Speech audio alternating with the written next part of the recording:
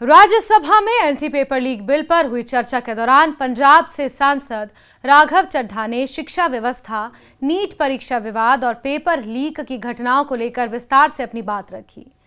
यहां पर यह बात बताने लायक है कि राघव चड्ढा ने आम आदमी पार्टी को टाटा बाय बाय करने के बाद जब बीजेपी ज्वाइन की, उसके बाद राज्यसभा में उनका ये पहला भाषण था। अपने संबोधन में उन्होंने ये स्पष्ट किया कि नीट परीक्षा को लेकर छात्रों का आंदोलन पूरी तरह छात्रों के भविष्य और उनके अधिकारों से जुड़ा हुआ था।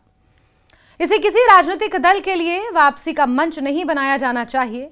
उन्होंने कहा कि छात्रों का गुस्सा और उनकी पीड़ा वास्तविक है, लेकिन इस मुद्दे का राजनीतिकरण नहीं होना चाहिए। राजनीतिक लाभ उठाने की कोशिश नहीं होनी चाहिए। अपने भाषण की शुरुआत में ही राघव चड्ढा ने कहा कि कई लोग उनसे लगातार पूछ रहे थे कि उन्होंने नीट पेपर लीक मामले पर अब तक सार्वजनिक रूप से बयान क्यों नहीं दिया।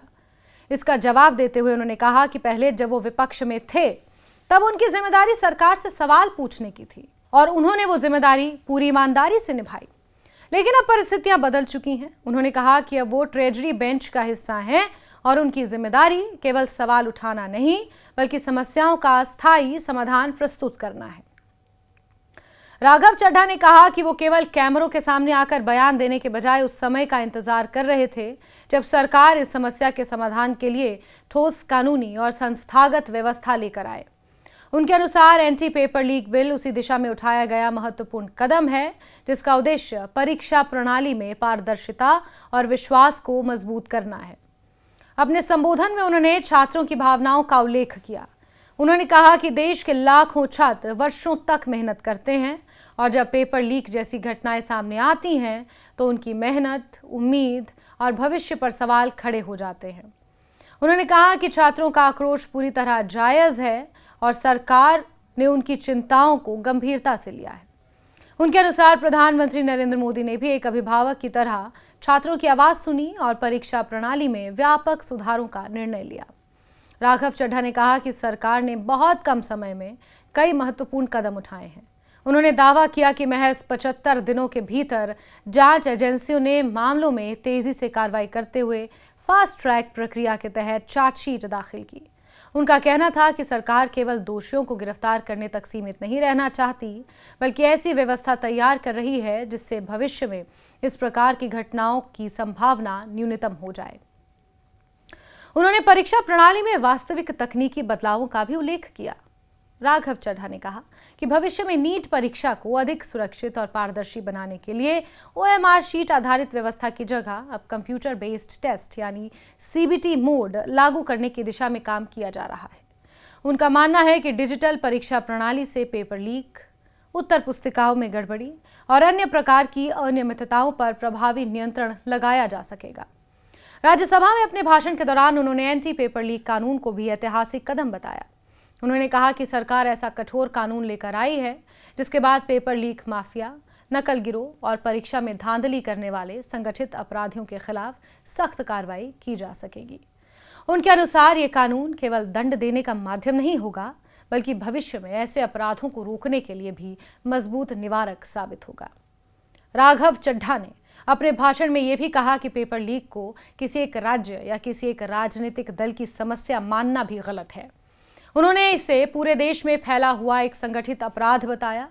उन्होंने कहा कि ये केवल शिक्षा व्यवस्था का संकट नहीं है बल्कि युवाओं के भविष्य और देश की प्रतिभा के साथ खिलवाड़ करने वाला अपराध है।